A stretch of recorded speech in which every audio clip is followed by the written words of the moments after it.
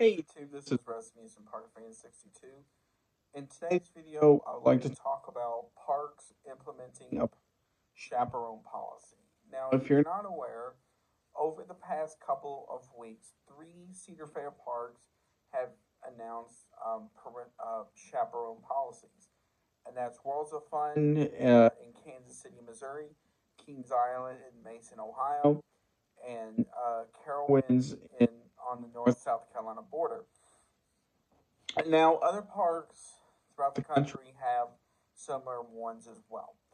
I know I think Kennywood has one, and there's others. So I'm here to talk about that. Is it a good idea? Is it a bad idea? What? Okay. The biggest thing about this is this.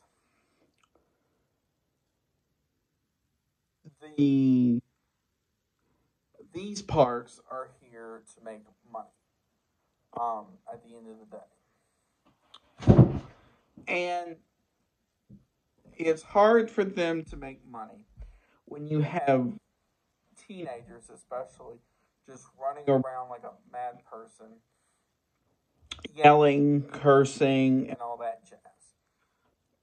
Now, the other thing, too, is a lot of these parks make their money through families and such who come through those gates every operating day. Not many families probably want to come through a gate where you have teenagers yelling, cursing, saying, F you, MF, and so much more. So that is hard on them. So they have to come up with ways to do it. Now, a lot of these parental policies are, if you are like 16 and under, you have to be with somebody 21 and over, or something around that policy.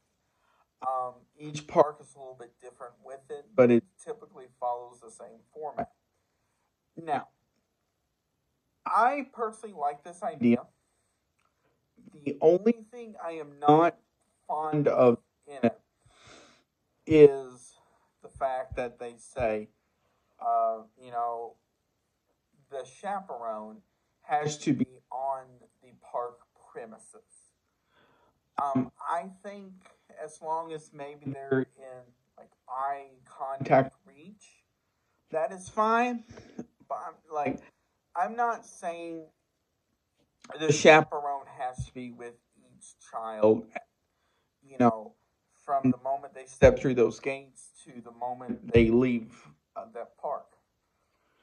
But there needs to be something that is going to bring this to basically make it a whole other thing. Now, you're thinking to yourself, why? Because at the end of the day, these parks have to look after, all their employees. It doesn't matter if it's full-time or seasonal, plus the people who come through those gates every day. Because if it wasn't for those people who come through those gates every day, those parks would not stay in business. And it's just, especially like pass holders and stuff, because while pass holders are sort of like a one-time cost ordeal, still they bring money into the park. So there needs to be a system put in place where they can keep an eye on these kids. Now, there are two parts to this that probably need to get worked out. First, summer months. During the summer, there aren't a lot of people who can come through those gates on a daily basis with those kids and stay with them. unless it's like an older sibling or something like that. The problem with the older sibling ordeal, too, is those people have lives.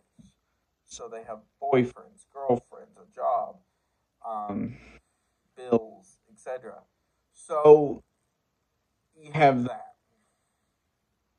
And so there needs to be something that is going to be like that. Now, the other part to this, where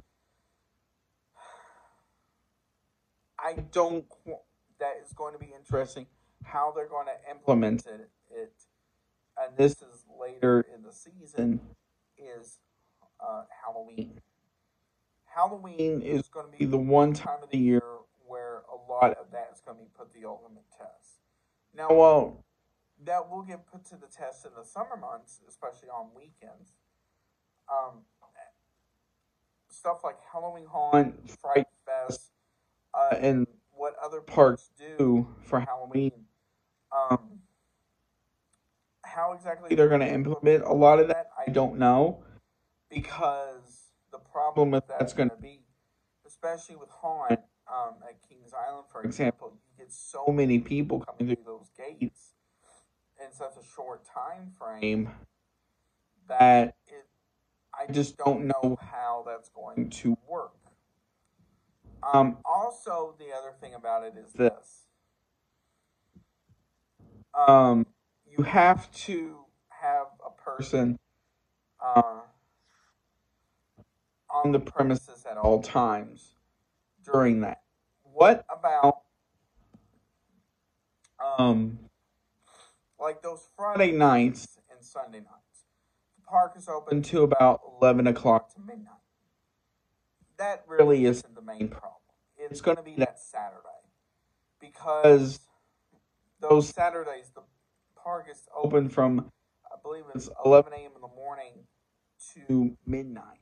So you're going to have that span, especially if it's from like 4 o'clock on, of how you're going to incorporate that. So that is something for them to think about.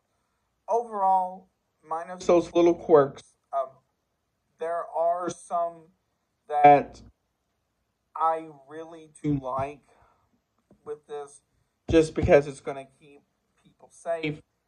Now, while you may not be able to get away from the cursing and stuff, it's still going to help out a lot. I want to hear from you. Do you agree with this idea? Do you disagree with this idea? Do you want to, and if so, what could you do to make this